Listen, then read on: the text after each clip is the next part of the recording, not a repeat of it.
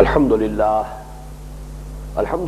وکفا والصلاة والسلام علی عباده الذین اصطفى خصوصا علی افضلهم وخاتم النبیین محمد الامین وعلی آلہ وصحبہ اجمعین اما بعد فاعوذ باللہ من الشیطان الرجیم بسم اللہ الرحمن الرحیم سيقول السفهاء من الناس ما ولاهم عن قبلتهم التي كانوا عليها قل لله المشرق والمغرب يهدي من يشاء إلى صراط مستقيم وكذلك جعلناكم أمة وسطا لتكونوا شهداء على الناس ويكون الرسول عليكم شهيدا وما جعلنا القبلة التي كنت عليها إلا لنعلم من يتبع الرسول ممن ينقلب على عقبيه وإن كانت لكبيرة إلا على الذين هدى الله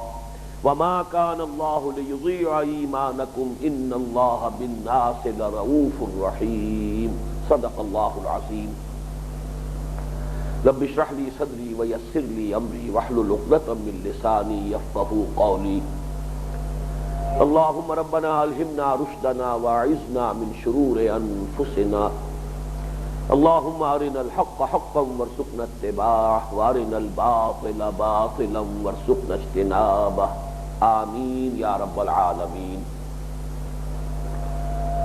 ذہن میں تازہ کر لیجئے کہ اس وقت ہم مطالعہ قرآن حکیم کے منتخب نصاب کے حصہ پنجم کے چوتھے درس کا مطالعہ کر رہے ہیں۔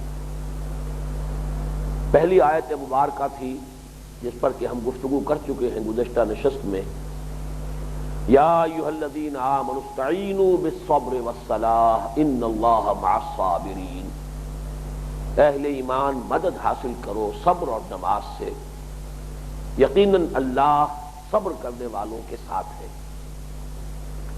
ہمارے سامنے سوال یہ تھا کہ یہ صبر اور یہ استعانت کس مقصد کے لیے، اس مقصد کو سمجھنا ضروری ہے۔ وہ بار گراں کون سا تھا، وہ عظیم ذمہ داری کون سی تھی جس کے لیے اس اہتمام کے ساتھ کہا جا رہا ہے کہ اے مسلمانوں، یہ بڑی ذمہ داری ہے، بڑا بوجھ ہے، بہت کٹھن کام ہے جو تمہارے ذمہ لگا دیا گیا ہے، اس کے لیے مدد طلب کرو اللہ سے، لیکن اس کے لیے صبر اور نماز دو چیزوں کا انتظام خود کرو گے تو اللہ کی مدد آئے گی۔ ان اللہ مع الصابرین، اللہ ساتھ ہے صبر کرنے والوں کے، یعنی اللہ کی تائید، اس کی نصرت، اس کی تائید، اس کی طرف سے مدد یہ آتی ہی اس وقت ہے جبکہ بندہ خود صبر کا حق ادا کرے۔ اس کے ضمن میں یہ دو آیات ابھی جو تلاوت کی گئی ہیں، دوسرے پارے کی ابتدائی دو آیات، یا یہ آیات 142 سے 143 ہے سورہ بقرہ کی، کہیں گے عنقریب یہ نادان لوگ کس شے نے پھیر دیا ان کا رخ اس قبلے سے جس پر یہ پہلے تھے۔ وہ قبلہ کون سا تھا؟ بیت المقدس، جس کی طرف حضور صلی اللہ علیہ وسلم نے اور مسلمانوں نے 16 مہینے تک رخ کر کے نماز پڑھی۔ اب جب تحویل قبلہ کا حکم آنے والا ہے تو تمہیداً کہا جا رہا ہے کہ یہ بات بڑی گراں گزرے گی ان لوگوں پر، جیسا کہ میں پچھلی نشست میں عرض کر چکا ہوں کہ یہود ایک درجے سے اطمینان انہیں حاصل تھا ایک اعتبار سے کہ بہرحال یہ لوگ ایک نئی امت، ایک نئی رسالت کے مدعی تو ہیں لیکن ہم سے علیحدہ نہیں ہیں، انہوں نے اپنے آپ کو ہم سے کاٹا نہیں ہے، ہمارے ہی قبلے کی طرف رخ کر کے نماز پڑھ رہے ہیں، گویا کہ ایک اعتبار سے ہمارے کیمپ فالوورز ہیں۔ لیکن اب جب انہیں نظر آئے گا تو یہ تو معاملہ کچھ مختلف ہے، یہ ایک بالکل نئی امت کی تشکیل ہو رہی ہے۔ قبلہ جو ہے در حقیقت مرکز ہے، اس مرکز کے گرد ایک تشکیل ہو رہی ہے۔ تو عنقریب یہ کہیں گے نادان لوگ کس چیز نے پھیر دیا انہیں ان کے اس قبلے سے جس پر وہ تھے۔ قل للہ المشرق والمغرب، پہلا جواب تو یہ دیا گیا اے نبی ان سے کہہ دیجئے اللہ ہی کے لیے ہے مشرق بھی اور مغرب بھی۔ اور یہ نوٹ کر لیجئے کہ یہ مضمون اتنا اہم ہے تحویل قبلہ کا، اتنی اہمیت اس کو حاصل تھی کہ اس کے لیے یہ مضمون اس سے پہلے آ چکا آیت نمبر 115 میں، تقریباً 3 رکوع قبل یہ آیت آئی ہے، للہ المشرق والمغرب فأینما تولوا فثم وجہ اللہ، مشرق و مغرب سب اللہ کے ہیں، جدھر بھی تم رخ کرو گے اللہ کا رخ ادھر ہی ہے۔ یعنی قبلے کا تعین جو ہے وہ در حقیقت اس کے معنی یہ نہیں ہے کہ اللہ تعالیٰ کسی خاص سمت میں محدود ہے، معاذ اللہ ثم معاذ اللہ، اللہ کی ذات محدود نہیں ہے، نہ کسی سمت میں نہ کسی مقام سے، اس کے لیے تو نہ جسم ہے نہ جسمانیت ہے نہ جہت ہے، کوئی سمت نہیں ہے کوئی جہت نہیں ہے، اس کی ذات مطلق ہے۔ تو مشرق و مغرب سب اللہ کے، یہ تو امت کی تشکیل کے لیے ایک مرکز چاہیے، یہ تمہاری ایک ضرورت ہے۔ اللہ تعالیٰ اس کے لیے مرکز وہی بنا دیتا ہے کہ جس کی کوئی تاریخ ہے، جس کا کوئی پس منظر ہے، جس کی کوئی روحانی داستان ہے، روحانی پس منظر ہے، جیسے کہ خود فرمایا یروشلم کے بارے میں، مسجد اقصیٰ کے بارے میں، سبحان الذی اسریٰ بعبدہ لیلا من المسجد الحرام الی المسجد الاقصی الذی بارکنا حولہ لنریہ من آیاتنا۔ وہ یروشلم کا علاقہ جہاں سینکڑوں انبیاء رہے ہیں، نہ معلوم کتنے نبی وہاں دفن ہیں، وہ علاقہ ہے، یقیناً ہم نے اس کے ماحول کو برکت دی ہے، اس جگہ کو مرکز بنا دیا۔ اس کے یہ معنی نہیں تھے کہ اللہ تعالیٰ اس سمت میں محدود ہے۔ اسی طرح یہ خانہ کعبہ ہے، یہ پہلا گھر ہے جو اللہ کی عبادت کے لیے تعبیر کیا گیا، ان اول بیت وضع للناس للذی ببکہ، اس کو اب مرکز بنایا جا رہا ہے۔ غالب نے بہت خوب کہا ہے کہ ہے پرے سرحد ادراک سے اپنا مسجود، قبلے کو اہل نظر قبلہ نما کہتے ہیں۔ کعبہ ہمارا مسجود نہیں ہے، ہم کعبے کو سجدہ نہیں کرتے، بلکہ وہ تو ایک رخ معین کرنے کے لیے، صرف یہ کہ اصل مسجود تو اللہ کی ذات ہے، تو اسے قبلہ نما کہیں۔ ہے پرے سرحد ادراک سے اپنا مسجود، قبلے کو اہل نظر قبلہ نما کہتے ہیں۔ لیکن فرمایا للہ المشرق والمغرب یہدی من یشاء الی صراط مستقیم، اللہ تعالیٰ جس کو چاہتا ہے سیدھے راستے کی ہدایت دیتا ہے۔ اب ہے وہ اصل آیت جس سے کہ سامنے یہ بات آئے گی کہ یا ایھا الذین آمنوا استعینوا بالصبر والصلاۃ، کس چیز پر تمہیں مدد چاہیے؟ وَكَذَلِكَ جَعَلْنَاكُمْ أُمَّةً وَسَطًا لِتَكُونُوا شُهَدَاءَ عَلَى النَّاسِ وَيَكُونَ الرَّسُولُ عَلَيْكُمْ شَهِيدًا، اسی طرح ہم نے تمہیں بنا دیا ہے بہترین امت، درمیانی امت، تاکہ تم گواہ بنو، حجت قائم کرو پوری نوع انسانی پر، اور ہمارے رسول صلی اللہ علیہ وسلم گواہ بن جائیں اور حجت قائم کریں تم پر۔ گویا کہ وہی منصب رسالت جو اس سے پہلے انفرادی رہا ہے، وہ منصب رسالت اجتماعی طور پر اس امت مسلمہ کے حوالے کیا جا رہا ہے۔ یہ ذرا باریک نقطہ بھی ہے اور ذرا حساس بھی ہے، ذرا سا بھی اس کے سمجھنے میں غلطی ہو گئی تو فتنہ پیدا ہو سکتا ہے۔ ایک ہے نبوت، ایک ہے رسالت، ان دونوں کو کے مابین جو نسبت ہے اس کو سمجھ لیجئے۔ نبوت اللہ تعالیٰ سے وحی لینے کا نام ہے، رسالت اللہ کی اس وحی کو آگے پہنچانے کا نام ہے۔ نبوت ایک ہی شخص ہے، نبی بھی ہے رسول بھی ہے۔ نبوت کا رخ ذات باری تعالیٰ کی طرف ہے، وہاں سے وحی آ رہی ہے، یہ جو ریسیپینٹ ہے وحی کا وہ نبی ہے، اور رسول پیغامبر اب اس کے ذمے ہے یہ وحی جو آئی ہے اسے پہنچانا ہے۔ پہنچاؤ اپنی قوم کو، یا ایھا الرسول بلغ ما انزل الیک من ربک، اے رسول پہنچا دو جو کچھ نازل کیا گیا تمہاری طرف تمہارے رب کی طرف سے۔ یہی وجہ ہے کہ حضور کے پر جو ختم کا لفظ آیا وہ نبوت کے ساتھ آیا، نبوت ختم ہوئی، وحی کا سلسلہ بند، وہ کھڑکی بند ہو گئی، نبوت کا سلسلہ، وحی کا سلسلہ اختتام کو پہنچ گیا۔ رسالت محمدی جاری ہے تا قیام قیامت، رسالت کے ختم ہونے کا سوال نہیں ہے، یہ تو قیامت تک حضور صلی اللہ علیہ وسلم کی رسالت کا دور جاری ہے۔ اور یہ رسالت اولاً آپ نے انفرادی طور پر ادا کی، خود پیغام پہنچایا، پھر آپ کے ساتھی شریک ہو گئے، ابو بکر ایمان لائے اور اب وہ آگے پھیلا رہے اس پیغام کو۔ اسی لیے حضور صلی اللہ علیہ وسلم نے بعض مواقع پر بہت خوبصورت لفظ استعمال کیا ہے، رسول و رسول اللہ ہے۔ حضرت معاذ بن جبل کو حضور صلی اللہ علیہ وسلم نے جب گورنر بنایا، عامل بنایا یمن کا، اور آپ جا رہے تھے، اس وقت جو گفتگو ہوئی ہے آپ نے ان کا کچھ امتحان لیا کہ اے معاذ تم جا رہے ہو یمن، اگر کوئی معاملہ پیش آئے گا فیصلہ کیسے کرو گے؟ عرض کیا قرآن مجید سے۔ پھر دوسرا سوال کیا اگر تمہیں قرآن میں کوئی شے نہ ملے؟ عرض کیا پھر آپ کی سنت، آپ کی کوئی حدیث، آپ کا کوئی قول؟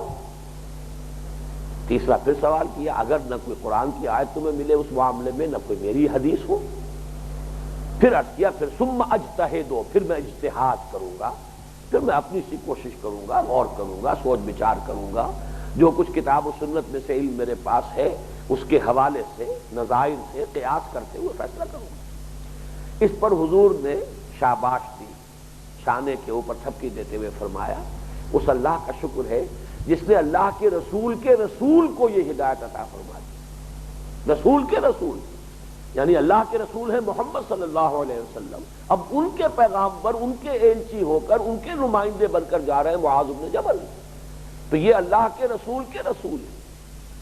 بالکل اسی طرح حضرت عمر نے ایک مرتبہ فرمایا، حضور نے حکم دیا جب بیعت رضوان ہوئی ہے صلح حدیبیہ کے موقع پر، تو واپس آ کر حضور نے حکم دیا کہ خواتین سے بھی بیعت لی جائے، مدینہ کی خواتین بھی بیعت کریں، اور حضرت عمر کو نمائندہ بنا دیا اپنا کہ جاؤ اور خواتین سے بیعت لے لیں۔ حضرت عمر نے جا کر فرمایا انا رسول رسول اللہ ہے، میں اللہ کے رسول کا رسول ہوں۔ اس معنی میں اب سمجھ لیجئے کہ یہ امت محمد صلی اللہ علیہ وسلم تا قیام قیامت رسول و رسول اللہ ہے، اللہ کے رسول کی رسول ہے۔ فرض رسالت محمدی، فریضہ رسالت محمدی تا قیام قیامت اس امت کے کاندھے پر ہے، جس کو کہ تعبیر کیا گیا ہے تاکہ تم حجت قائم کرو پوری نوع انسانی پر اور ہمارے نبی صلی اللہ علیہ وسلم حجت قائم کرے تم پر۔ اس پر چونکہ ہم گفتگو کر چکے ہیں، یہ ہمارے اس منتخب نصاب کے حصہ چہارم کا درس اول ہے، سورہ حج کا آخری رکوع، اور اس میں یہ الفاظ آ چکے ہیں، اور یہ میں نے اصول کئی مرتبہ آپ کے سامنے بیان کیا ہے کہ اہم مضامین قرآن مجید میں کم سے کم 2 مرتبہ ضرور آئیں گے، اور زیادہ اہمیت ہوگی 3 مرتبہ آئیں گے، اور زیادہ اہمیت ہوگی 4 مرتبہ آئیں گے۔ ابھی ہم دیکھ چکے ہیں پچھلی نشست میں 4 مرتبہ وہ الفاظ قرآن مجید میں دہرائے گئے، یتلو علیہم آیاتہ ویزکیہم ویعلمہم الکتاب والحکمۃ، 4 مرتبہ۔ 3 مرتبہ قرآن میں یہ الفاظ آئے هو الذی ارسل رسولہ بالہدی ودین الحق لیظہرہ علی الدین کلہ۔ 2 مرتبہ یہ الفاظ آئے یا ایھا النبی جاہد الکفار والمنافقین واغلظ علیہم ومأواہم جہنم وبئس المصیر۔ جو کہ تو الفاظ ایک شوشے کا فرق ہے، بعض جگہوں پر ایسا ہوتا ہے کہ الفاظ وہی ہوں گے، ترتیب بدل جائے گی۔ چنانچہ سورہ حج میں یہ مضمون آ چکا ہے، آخری آیت جاہدوا فی اللہ حق جہادہ هو اجتباکم، اور وہ آیت لمبی ہے، درمیانی حصہ چھوڑ رہا ہوں، اللہ کی راہ میں جہاد کرو جتنا کہ اس کے لیے جہاد کا حق ہے، اس نے تمہیں چن لیا ہے۔ کس لیے چن لیا ہے؟ تمہاری اپوائنٹمنٹ کس کام کے لیے ہوئی؟ فرض منصبی کیا ہے؟ لیکون الرسول شہیدا علیکم وتکونوا شہداء علی الناس، وہاں پہ رسول کا ذکر پہلے، امت کا بعد میں، تاکہ رسول گواہ بنے تم پر، حجت قائم کریں تم پر، اللہ کی عدالت میں کھڑے ہو کر پروزیکیوشن وٹنس کی حیثیت سے گواہی دے کہ اللہ تیرا پیغام جو مجھ تک پہنچا تھا میں نے انہیں پہنچا دیا، اور پھر تم یہی کام کرو بقیہ پوری نوع انسانی کے ضمن میں، ہمارا پیغام پہنچاؤ، اللہ کے نبی کا جو پیغام ہے اس کی رسالت کا حق ادا کرو، اس پیغام کو پہنچاؤ، حجت قائم کرو، اور قیامت کے دن تمہیں کھڑے ہو کر ٹیسٹیفائی کرنا ہوگا کہ اللہ تیرے نبی کے ذریعے جو پیغام ہم تک پہنچا تھا ہم نے پوری نوع انسانی تک پہنچایا ہے۔ اور اگر فرض کرو بالفرض نبی یہ فرض منصبی ادا نہ کرتے تو کیا ہوتا؟ وَلَنَسْأَلَنَّ الَّذِينَ أُرْسِلَ إِلَيْهِمْ وَلَنَسْأَلَنَّ الْمُرْسَلِينَ، ہم تو پوچھ کر رہیں گے ان سے بھی جن کی طرف رسولوں کو بھیجا، اور پوچھ کر رہیں گے رسولوں سے بھی، تم لوگوں نے ہمارا پیغام پہنچا دیا تھا، اور وہ کھڑے ہو کر گواہی دے اے اللہ ہم نے تیرا پیغام پہنچا دیا۔ اب یہ جواب دے، یہی لفظ استعمال ہو رہا ہے كَذَلِكَ جَعَلْنَاكُمْ أُمَّةً وَسَطًا لِتَكُونُوا شُهَدَاءَ عَلَى النَّاسِ وَيَكُونَ الرَّسُولُ عَلَيْكُمْ شَهِيدًا۔ یہاں امت کا ذکر پہلے ہے، اس لیے کہ تحویل قبلہ کا مضمون چلا آ رہا ہے۔ تحویل قبلہ میں عرض کر چکا ہوں یہ نسب امت محمد صلی اللہ علیہ وسلم کی علامت ہے، سمبل ہے۔ سابقہ امت مسلمہ بنی اسرائیل معزول، اب یہ امت محمد صلی اللہ علیہ وسلم اس مقام پر اللہ کی نمائندہ اب یہ ہے، رسالت محمدی کی امین یہ ہے صلی اللہ علیہ وسلم، شریعت خداوندی کی کسٹوڈین یہ ہے، اللہ کی کتاب کی امانت اس کے پاس ہے، لہذا اس کے اوپر جو بھاری ذمہ داری آئی ہے اس کا اس سے اندازہ کر لیجئے کہ اگر آپ کسی کے ذریعے سے کوئی پیغام کسی کو بھیجیں اور وہ کام نہ ہو اور آپ غصے میں بھرے ہوئے جائیں اپنے اس عزیز یا دوست کے پاس کہ میں نے تمہیں یہ پیغام بھیجا تھا تم نے کام نہیں کیا میرا نقصان ہو گیا، اگر وہ ایک جملہ کہہ دے کہ بھائی مجھے تو آپ کا پیغام پہنچا ہی نہیں، تو معلوم ہوگا پورا الزام اب جو ہے اور آپ کا سارا غصہ اس شخص پر ہوگا کہ جس کو آپ نے اس پیغام کا امین بنایا تھا، وہ تو بری ہو گیا، اس سے تو پیغام پہنچا ہی نہیں، اس سے اب آپ کیا پوچھیں گے، کیا جواب طلب کریں گے، کیا اس سے اظہار ناراضگی فرمائیں گے، کس بات کی اسے سزا دیں گے، اسے تو پیغام پہنچا ہی نہیں۔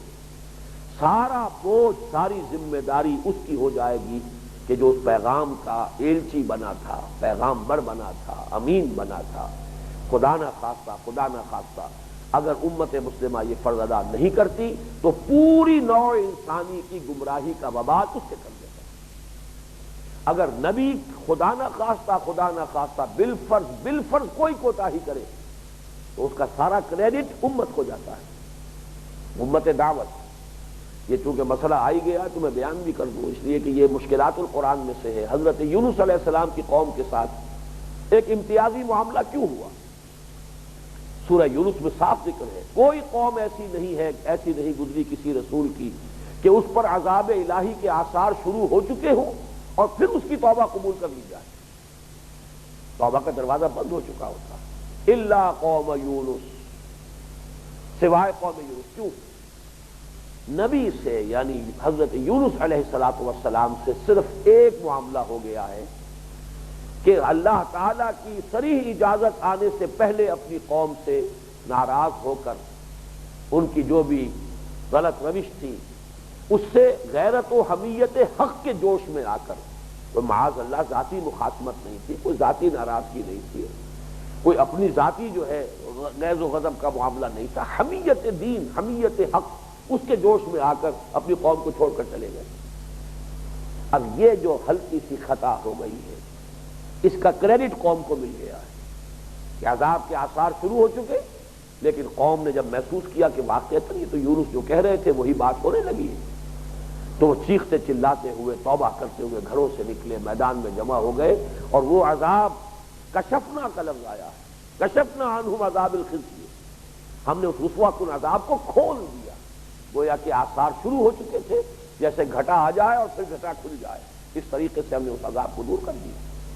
تو یہ معاملہ اچھی طرح جان لیجئے، یہ ہے نازک ذمہ داری، یہ کٹھن ذمہ داری، اللہ کی شریعت کے حامل ہونا، نبی کی نبوت اور اس کے رسالت کے امین بننا، اللہ کی کتاب کے حامل ہونا، اور پھر اس کی ذمہ داریوں کو ادا نہ کرنا۔ یہی تو مضمون ہم پڑھ چکے ہیں سورہ جمعہ میں، مثل الذین حملوا التوراۃ ثم لم يحملوها كمثل الحمار يحمل اسفارا، مثال اس قوم کی کہ جو حامل تورات بنائی گئی تھی اور اس نے اس کی ذمہ داری کو ادا نہ کیا، اس گدھے کی سی ہے جس پر کتابوں کا بوجھ لدا ہوا۔ بڑا ثقیل لفظ آیا ہے، اور واقعہ یہ ہے کہ حصے لطیف کے اوپر گرانی کا احساس ہوتا ہے کہ گدھے کی مثال دی ہے اللہ نے، لیکن مطلوب ہے یہ کہ آپ کو محسوس ہو کہ حامل کتاب الہی ہو کر اس کی ذمہ داریوں کو ادا نہ کرنا اللہ کی نگاہ میں حقیقتاً اس کا مقام کیا ہے۔ کمثل الحمار یحمل اسفارا، چار پائے برو کتابیں چند، گدھے کی پیٹھ پر آپ مکالمات افلاطون کی گٹھڑی باندھ کر رکھ دیجئے، کتابوں کی والیوم، اس سے اسے کیا فائدہ ہوگا؟ یہی مسئلہ ہے اس امت کا جو حامل کتاب الہی ہو اور اس کے پھر حقوق اور فرائض کو ادا نہ کر رہی۔ وَكَذَلِكَ جَعَلْنَاكُمْ أُمَّةً وَسَطًا لِتَكُونُوا شُهَدَاءَ عَلَى النَّاسِ وَيَكُونَ الرَّسُولُ عَلَيْكُمْ شَهِيدًا۔ اب اس سے آپ اندازہ کر لیجیے سیرت نبوی کا ایک ہلکا سا نقشہ لے آئیے کہ حضور گواہ ہوں گے ہم پر، امت پر گواہی اور اتمام حجت کے لیے کتنی مشقت کرنی پڑی ہے۔ پورا 12 برس کا مکی دور، جو بھی آپ کے اوپر مصائب آئے ہیں، تکالیف آپ نے جھیلی ہیں، استہزاء ہوا ہے، تمسخر ہوا ہے، بار بار اللہ فرماتا ہے نبی صبر کیجیے، وَاصْبِرْ عَلَىٰ مَا يَقُولُونَ وَاهْجُرْهُمْ هَجْرًا جَمِيلًا، صبر کیجیے، برداشت کیجیے۔ وَلَقَدْ نَعْلَمُ أَنَّكَ يَضِيقُ صَدْرُكَ بِمَا يَقُولُونَ، ہمیں خوب معلوم ہے جو کچھ یہ کہہ رہے ہیں، کوئی مجنون کہہ رہا ہے، کوئی شاعر کہہ رہا ہے، کوئی ساحر کہہ رہا ہے، کوئی مذاق اڑا رہا ہے، کوئی فکرے چست کر رہا ہے، اہذا الذی یذکر آلہتکم، یہ ہے وہ شخص جو تمہارے معبودوں کا تذکرہ کرتا ہے. یا ایھا الذی نزل علیہ الذکر انک لمجنون، اے فلاں شخص جس کا خیال ہے کہ اس پر کوئی ذکر نازل ہو رہا ہے، ہم تو تمہیں مجنون سمجھتے ہیں. نقل کفر نباشد، معاذ اللہ ثم معاذ اللہ. لیکن اے نبی سنو، جھیلو، برداشت کرو، صبر کرو. یہ صبر جو ہے یہاں سے شروع ہوا تھا. پھر صحابہ کرام نے کیسی سختیاں جھیلی ہیں. خود حضور پر فزیکل اسالٹس ہوئے ہیں، طائف کے میدان میں، وادی میں جس طرح پتھراؤ ہوا ہے. پھر ہجرت کے مرحلے سے گزرے ہیں. پھر جو بھی قتال اور جہاد کی مختلف وادیاں ہیں، وہ اگر میدان بدر تھا تو دامن احد بھی آیا ہے. 70 صحابہ کی لاشیں جو ہیں محمد الرسول اللہ صلی اللہ علیہ وسلم نے دفن فرمائی ہے، تدفین کا اہتمام کیا ہے. جن میں سگے چچا جو ہیں حضرت حمزہ رضی اللہ تعالی عنہ، ان کی لاش بھی ہے. چچا بھتیجے کا رشتہ بھی ہے، خالہ زاد بھائی ہونے کا رشتہ بھی ہے، دودھ شریک بھائی ہونے کا رشتہ بھی ہے، بچپن کے ساتھ کھیلے ہوئے ہمجولی ہونے کا رشتہ بھی ہے، اسد اللہ بھی ہے، اسد و رسول ہی بھی ہے. اور حال یہ ہے کہ ناک کٹی ہوئی ہے لاش کی، اور کان کٹے ہوئے ہیں، اور کلیجہ چبایا گیا ہے، پیٹ چاک کیا گیا ہے. یہ سارے تصور کو ذہن میں رکھیے. تب کہیں جا کر وہ بات ہوئی کہ اتمام حجت ہو گیا، حق ادا کر دیا اللہ کے پیغام کو پہنچانے کا. تبھی تو کھڑے ہو کر کہہ سکیں گے قیامت کے دن پروردگار میرے پاس جو تیرا پیغام آیا تھا، جو ذمہ داری میرے کندھے پر آئی تھی، میں نے ادا کر دی. اے مسلمانوں اب تم اس جگہ کھڑے. خطبہ حجۃ الوداع میں یہی فرمایا تھا حضور نے، فَلْيُبَلِّغِ الشَّاهِدُ الْغَائِبَ. پہلے گواہی لے لی ان سے، الا هل بلغت، لوگوں میں نے پہنچا دیا یا نہیں؟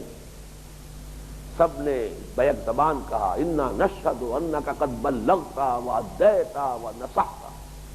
ہاں حضور ہم گواہ ہیں، آپ نے حق تبلیغ ادا کر دیا، حق خیرخواہی ادا کر دیا، حق امانت ادا کر دیا. 3 دفعہ سوال کیا، تینوں مرتبہ جواب ملا.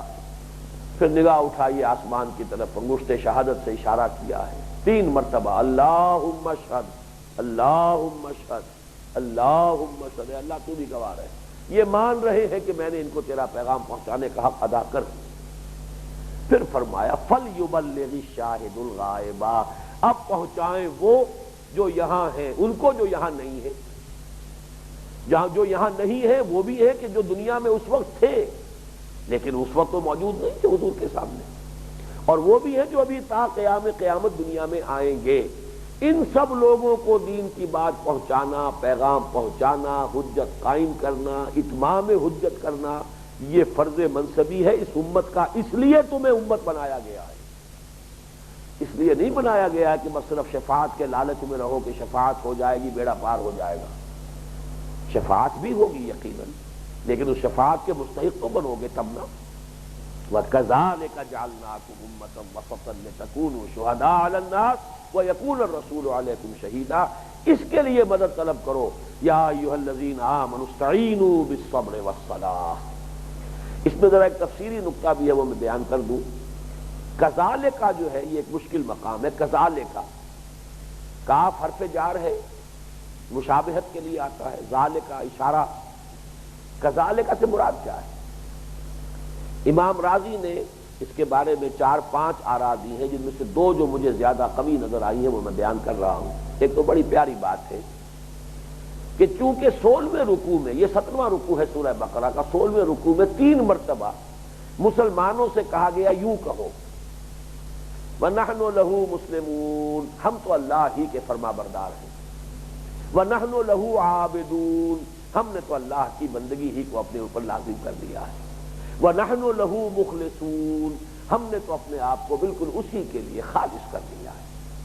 گویا کہ اشارہ کذالک کا ادھر ہے کہ جیسے اے مسلمانوں تم ہمارے ہی مسلم و مومن بن گئے ہو، ہمارے ہی لیے مخلص ہو گئے ہو، ہمارے ہی عابد بن چکے ہو، ہمارے ہی عبد بن چکے ہو، اسی طرح اب ہم نے تمہیں اسی بنیاد پر، اسی اساس پر تمہیں اب یہ منصب عطا کر دیا ہے، وہ منصب کہ جس پر انبیاء فائز ہوتے تھے.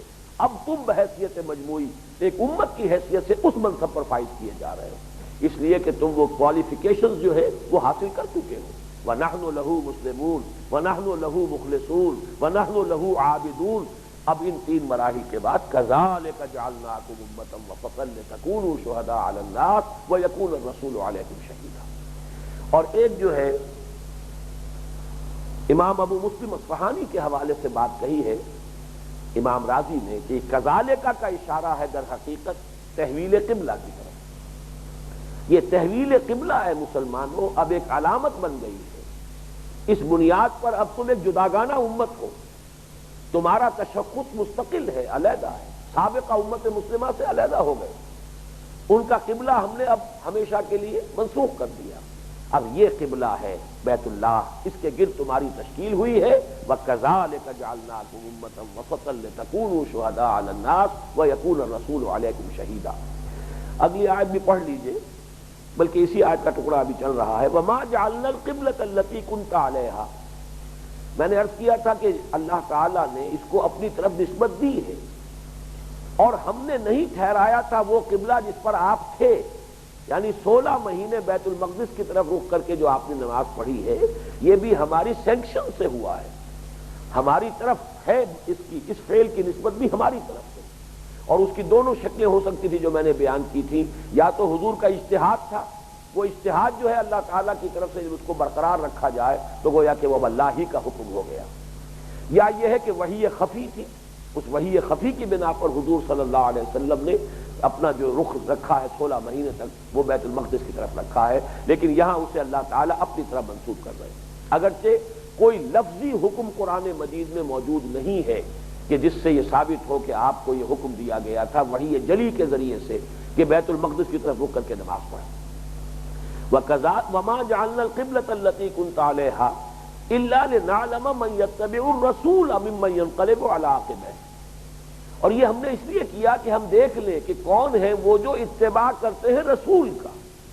بہت اہم مقام ہے یہ بھی، وہ جو اقبال نے کہا ہے کہ دی ہماؤس مصطفیٰ برساں خیش را کے دی ہماؤس، دین تو نام ہے مصطفیٰ کی اتباع کا صلی اللہ علیہ وسلم۔ اس لیے بھی نوٹ کیجئے کہ قرآن بھی تو ہمیں دیا ہے، اللہ نے دیا ہے بواسطہ مصطفیٰ دیا ہے صلی اللہ علیہ وسلم، اور مصطفیٰ صلی اللہ علیہ وسلم کو صرف وحی جلی نہیں ہوتی تھی، وحی خفی بھی ہوتی تھی، لہذا جو وہ دے رہے ہیں تم لو پکڑو، خذوا ما آتاکم الرسول، ما آتاکم الرسول فخذوہ وما نہاکم عنہ فانتہوا، جو بھی تمہیں رسول دے دیں اسے مضبوطی سے لے لو، تھام لو، پکڑ لو، اور جس چیز سے روک دے رک جاؤ۔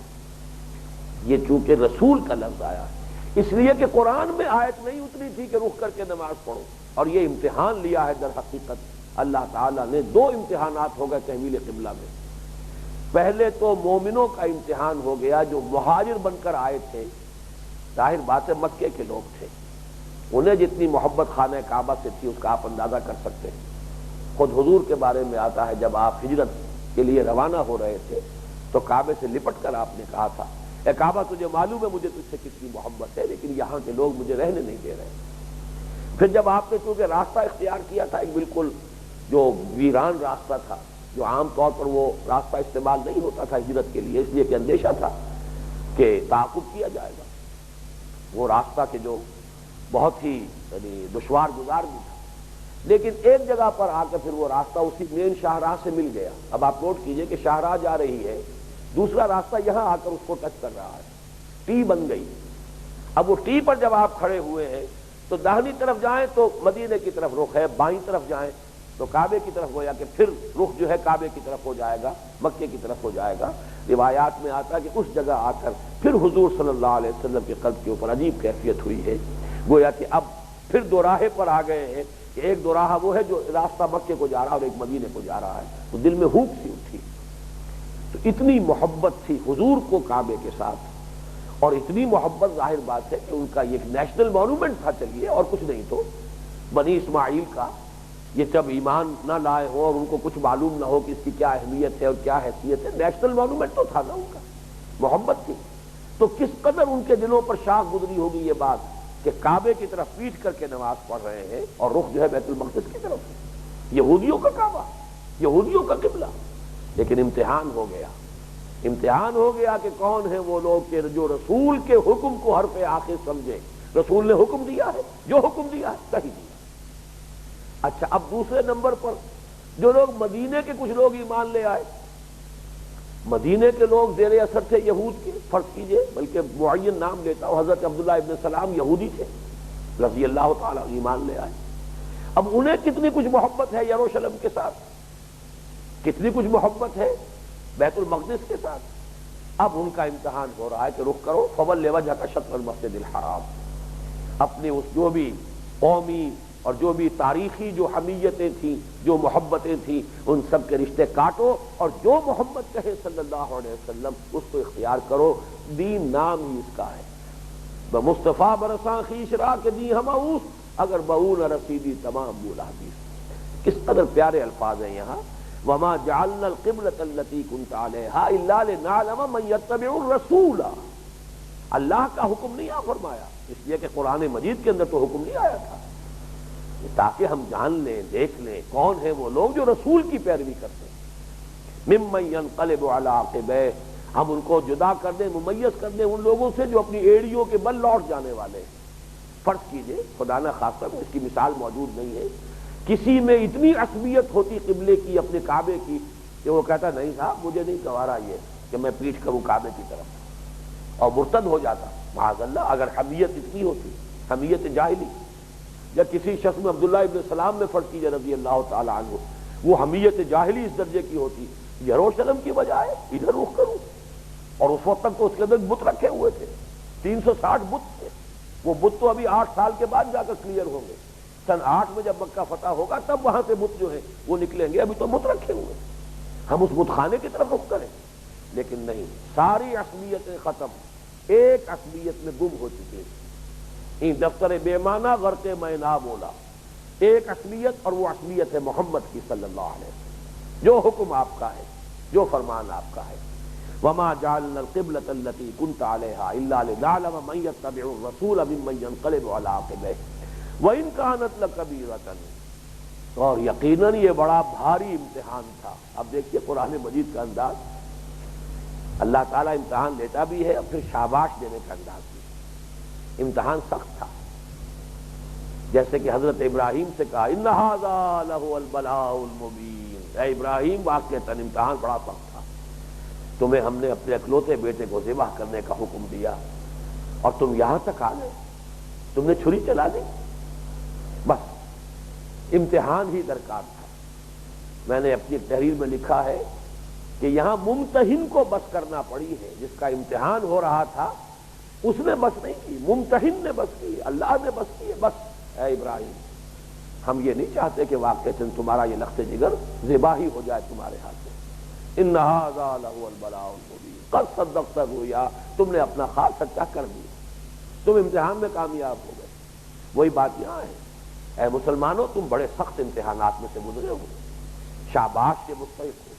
وَإِن كَانَتْ لَكَبِيرَةً إِلَّا عَلَى الَّذِينَ هَدَى اللَّهُ، یقیناً یہ بہت بھاری امتحان تھا۔ یہ عصبیتیں ہوتی ہیں، قبائلی عصبیتیں، تاریخی عصبیتیں، قومی عصبیتیں، نسلی عصبیتیں، ان سب کو تلوار کے ایک تلوار سے جو ہے توحید کی تلوار اور رسالت کی تلوار سے کاٹ دینا آسان کام نہیں ہے۔ یہ بڑا سخت امتحان تھا، سوائے ان کے جنہیں اللہ تعالیٰ ہی ہدایت دے دے، گویا کہ تم کوالیفائی کر گئے ہو، تمہیں واقعتاً اللہ کی جانب سے ہدایت مل چکی ہے۔ وما كان الله ليضيع ایمانکم، اور اللہ تعالیٰ ہرگز تمہارے ایمان کو ضائع کرنے والا نہیں ہے۔ یہ تشویش ہو گئی تھی مسلمانوں کو کہ یہ 16 مہینے کی نمازیں کس کھاتے میں جائیں گی۔ ہم نے تو اگر تو اصل قبلہ یہ تھا تو وہ اس کا مطلب ہے وہ کہ غلط قبلے کی طرف رخ کر کے نمازیں پڑھی گئی۔ فرمایا نہیں، وہ نماز جب محمد کا حکم ادھر کا تھا صلی اللہ علیہ وسلم، اس وقت تم نے ادھر رخ کیا ہے، وہ نماز صحیح، تمہاری نمازیں ضائع ہونے والی نہیں۔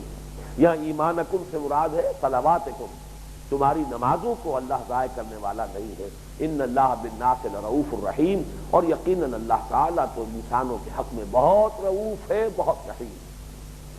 اب آئیے تیسرا مقام ہے وہ جو دعا تھی حضرت ابراہیم اور حضرت اسماعیل علیہ السلام کی، اے پروردگار ہماری اس نسل میں سے ایک امت مسلمہ برپا کیجو، اور اس امت میں انہی میں سے ایک رسول مبعوث کیجو جو انہیں تیری آیات سنائے، انہیں کتاب و حکمت کی تعلیم دے، ان کا تزکیہ کرے۔ اب اس کا اعلان ہو رہا ہے، یہ اسی سورہ بقرہ کی آیات 151 152۔ کما ارسلنا فیکم رسولا منکم یتلو علیکم آیاتنا ویزکیکم ویعلمکم الکتاب والحکمہ، جیسے کہ ہم نے بھیج دیا ہے تمہارے مابین تم میں ایک رسول تم ہی میں سے۔ یہ دعائے ابراہیم و اسماعیل کا ظہور ہو گیا اے مسلمانوں، اور ان کی نسل میں سے تمہیں امت مسلمہ بنا دیا گیا، تم اس امت محمد صلی اللہ علیہ وسلم کا نیوکلیس بن چکے ہو۔ کما ارسلنا فیکم رسولا منکم یتلو علیکم آیاتنا ویزکیکم ویعلمکم الکتاب والحکمہ، جو تمہیں ہماری آیات سناتا ہے، تمہارا تزکیہ کرتا ہے، تمہیں کتاب اور حکمت کی تعلیم دیتا ہے، وَيُعَلِّمُكُم مَّا لَمْ تَكُونُوا تَعْلَمُونَ، اور تمہیں سکھا رہا ہے وہ ساری باتیں جو تم نہیں جانتے تھے۔ تمہارے علم میں کہاں تھی یہ ہدایت، تمہارے علم میں کہاں تھی یہ شریعت؟ اللہ تعالیٰ اپنے اس نبی کے ذریعے سے کتاب، حکمت، اس کی سب کی تمہیں تعلیم دے رہا ہے۔ فَاذْكُرُونِي أَذْكُرْكُمْ، پس تم مجھے یاد رکھو میں تمہیں یاد رکھوں گا۔ یہ بھی بہت عمدہ بات ہوئی ہے کہ ہمارے اس منتخب نصاب میں یہ مقامات اب شامل ہو گئے، اس لیے کہ اس کے حوالے سے ایک بہت اہم مضمون ہے جس کو اپنے ذہن میں اچھی طریقے سے راسخ کر لیجیے۔ آپ عام طور پر ایک لفظ استعمال کیا کرتے ہیں پولیٹیکل ڈسکشنز میں، بائی لیٹرل ریلیشن شپ، دو طرفہ تعلقات۔ بندے اور رب کے مابین بھی تعلق دو طرفہ ہے، بائی لیٹرل ریلیشن شپ۔ فاذکرونی اذکرکم، تم مجھے یاد رکھو میں تمہیں یاد رکھوں گا۔ ان تنصروا اللہ ینصرکم، اگر تم اللہ کی مدد کرو گے اللہ تمہاری مدد کرے گا۔ حدیث نبوی میں آتا ہے میرا بندہ اگر کسی مجلس میں میرا ذکر کرتا ہے میں اس سے کہیں بہتر مجلس میں اس کا ذکر کرتا ہوں۔ اب دیکھیے ہم بیٹھے ہوئے ہیں، انسان ہیں، یہاں اللہ کا ذکر ہو رہا ہے، ہمارا ذکر اللہ کہاں کرے گا؟ ملائے اعلیٰ کی محفل میں۔ خدا خود میر محفل بود اندر لا مکان خسرو، محمد شمع محفل بود شب جائے کہ منبودم، اللہ وہاں ذکر کرے۔ اگر میرا بندہ کسی محفل میں میرا ذکر کرتا ہے میں اس سے کہیں بہتر محفل میں اس کا ذکر کرتا ہوں۔ میرا بندہ مجھے اپنے دل میں یاد کرتا ہے میں اسے اپنے دل میں یاد کرتا ہوں۔ میرا بندہ میری طرف بارش بھر آتا ہے میں اس کی طرف ہاتھ بھر آتا ہوں۔ میرا بندہ میری طرف چل کر آتا ہے میں اس کی طرف دوڑ کر آتا ہوں۔ لیکن ہوگا بائی لیٹرل، تم آؤ گے تو میں آؤں گا، تم میری طرف رخ کرو گے میری بھی عنایت تمہاری طرف ہو جائے گی، تم اپنا رخ پھیر لو گے میں بھی اپنی توجہ ہٹا لوں گا، میری عنایت اور میری شفقت سے محروم ہو جاؤ گے۔ تم میری طرف رجوع کرو گے میں تمہاری طرف رجوع کروں گا۔ توبہ کا لفظ بھی دو طرفہ استعمال ہوتا ہے، اللہ بھی تواب ہے بندے بھی تواب ہیں۔ ان اللہ هو التواب الرحیم، بہت توبہ کا قبول فرمانے والا اور بندے تواب۔ کل بنو آدم خطاؤون وخیر الخطائین التوابون، تمام بنی آدم جو ہیں بہت خطا کار ہیں، ان میں سب سے زیادہ بہتر لوگ وہ ہیں جو بہت ہی توبہ کرنے والے ہیں۔ تو توبہ ہے تو دو طرفہ ہے، ذکر ہے تو دو طرفہ ہے، نصرت ہے تو دو طرفہ ہے۔ ہماری مدد کرو ہم تمہاری مدد کریں گے۔ تو اس کے لیے یہ مقام فاذکرونی اذکرکم، تم مجھے یاد رکھو۔ اور اس کے حوالے سے تازہ کر لیجئے سابق درس میں جو بات آئی تھی کہ صبر کے لیے اصل سہارا کیا ہے؟ تعلق مع اللہ، اور تعلق مع اللہ کا ذریعہ کیا ہے؟ اللہ کا ذکر۔ اللہ کو یاد رکھو، اور ذکر کے معنی استحضار اللہ فی القلب، اللہ کو اپنے دل میں موجود رکھا جائے۔ اس کے لیے ذریعہ ذکر ہے تلاوت، اس کے لیے ذریعہ ذکر ہے نماز، اس کے لیے ذریعہ ذکر ہے تسبیح، تحمید، تہلیل، تکبیر، جو بھی آپ کرتے رہے، یہ تمام ذرائع ذکر ہے۔ اصل ذکر کیا ہے؟ اللہ دل میں ہو، استحضار اللہ فی القلب، اللہ کو موجود رکھنا دل میں، یہ ذکر ہے، باقی ذرائع ذکر ہے۔ واشکروا لی ولا تکفرون، اور میرا شکر کرو، تمہیں جو مقام دیا ہے، جو منصب دیا ہے، وہی مقام رسالت کی فرائض جو ہے وہ تمہارے کندھوں پر آئے ہیں، وہ مرتبہ تمہیں دیا ہے۔ محمد مصطفیٰ ہے، تم مجتبی ہو، وجتبا کو مجھ سے تمہیں چن لیا ہے، پسند کر لیا ہے، تمہارا سلیکشن کر لیا ہے، تمہیں اس ذمہ داری کے لیے سلیکٹ کر لیا گیا ہے۔ لہذا اس پر اللہ کا شکر ادا کرو، اس مقام کا حق ادا کرو، اس فرض منصبی کا حق ادا کرو۔ اب لوٹئے اصل درس کی طرف۔ یا ایھا الذین آمنوا استعینوا بالصبر والصلاۃ ان اللہ مع الصابرین، اہل ایمان جو عظیم بوجھ تمہارے کاندھوں پر آ گیا ہے، رسالت محمدی کی تبلیغ الی القیامہ، قیامت تک رسالت محمدی کی تبلیغ کا فرض ادا کرنا یہ اب تمہاری ذمہ داری ہے۔ اس عظیم فرض منصبی کی ادائیگی کے لیے تم اللہ کی مدد کے محتاج ہو۔ اللہ کی مدد حاصل کرنے کے لیے تمہیں دو شرطیں پوری کرنی ہوں گی، صبر، خود اپنے اندر تحمل اور برداشت، قوت ارادی مستحکم، اور نمبر دو اقامت الصلاۃ۔ اور یہ جان لو کہ اللہ ساتھ ہے صبر کرنے والوں کے، یعنی اس کی تائید، اس کی توفیق، اس کی نصرت، اس کی مدد ان لوگوں کے شامل حال ہوگی جو خود صبر کا مظاہرہ کریں۔ وَلَا تَقُولُوا لِمَن يُقْتَلُ فِي سَبِيلِ اللَّهِ أَمْوَاتٌ، اور جو اللہ کی راہ میں قتل ہو جائیں انہیں مردہ نہ کہو، بل احیاء ولکن لا تشعرون، بلکہ وہ زندہ ہیں تمہیں اس کا شعور نہیں۔ یہ مضمون سورہ آل عمران میں بھی آیا ہے۔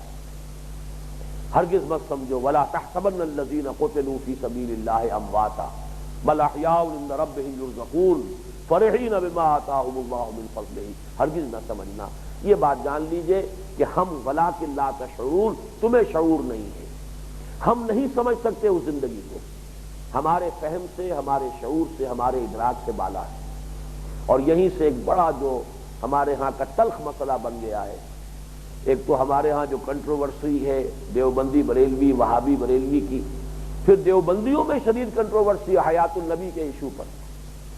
اس مسئلے کے اندر جو اصل کلید ہے وہ یہ ہے، حضور کو جو زندگی حاصل ہے اس کا کیا تصور ہم کریں گے، جبکہ ایک عام، یعنی یوں سمجھیے تیسرے درجے پر آتے ہیں شہداء، انبیاء، صدیقین، شہداء، صالحین، یہ تیسرا درجہ ہے، اوپر سے چلیں گے۔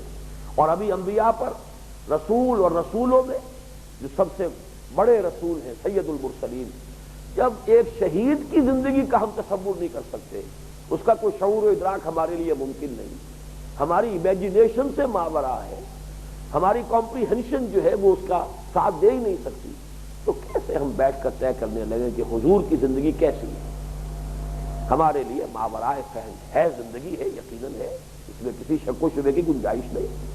حضور کی زندگی کیا، عام انسان بھی تو زندہ ہے، قبر میں جو کچھ بیت رہی ہے کفار کے اوپر، عذاب قبر کو ہم مانتے ہیں۔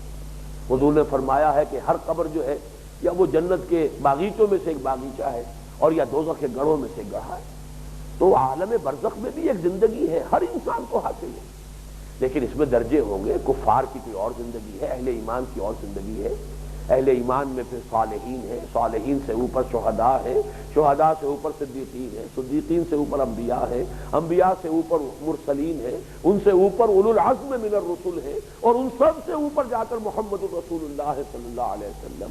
تو شہداء کی اس زندگی کا ہم کوئی تصور نہیں کر سکتے، شعور اور ادراک نہیں کر سکتے، تو نبی اکرم صلی اللہ علیہ وسلم کی حیات کے بارے میں اس کا کوئی صغرا کبرا، اس کا حدود اربا معین کرنے کی کوشش کریں تو واقعہ یہ ہے کہ ہم اپنے حدود سے تجاوز کرتے ہیں۔ وَلَنَبْلُوَنَّكُمْ بِشَيْءٍ مِّنَ الْخَوْفِ وَالْجُوعِ وَنَقْصٍ مِّنَ الْأَمْوَالِ وَالْأَنفُسِ وَالثَّمَرَاتِ۔ اب یہاں صرف یہ نوٹ کر لیجئے، کیونکہ ہمارا درس پہلے جو ہے سورہ عنکبوت کے پہلے رکوع کا، اس میں یہ مضمون آ چکا ہے کہ ہمارا مستقل قانون ہے یہ، جو بھی ایمان کا دعویٰ کرے گا ہم اسے آزمائیں گے۔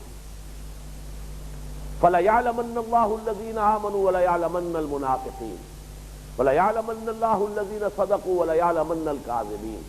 اللہ کی یہ سنت مستقلہ ہے، قانون ہے دائمی، جو بھی ایمان کا دعویٰ کرے گا ہم پرکھیں گے، جانچیں گے، امتحان لیں گے، دیکھیں گے کتنے پانی میں ہے، جھوٹ موٹ کا مدعی ایمان ہے یا حقیقتاً ایمان رکھتا ہے۔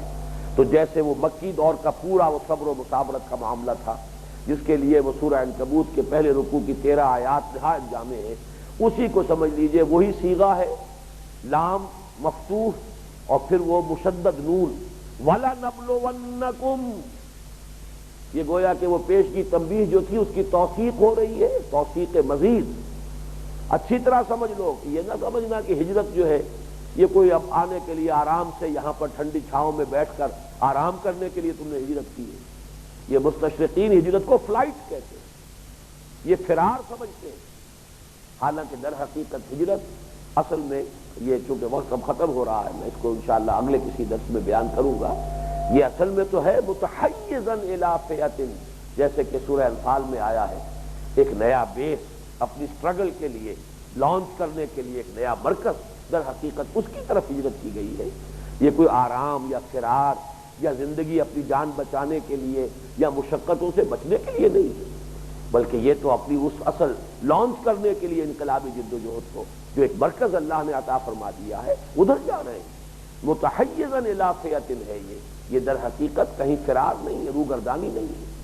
تو ہم لازماً تمہیں آزمائیں گے، وَلَنَبْلُوَنَّكُمْ بِشَيْءٍ مِّنَ الْخَوْفِ، خوف کی کیفیت سے، بھوک سے، والجوع ونقص من الاموال والانفس والثمرات، جانی اور مالی اموال کے نقصان اور ثمرات کے دونوں معنی ہوں گے۔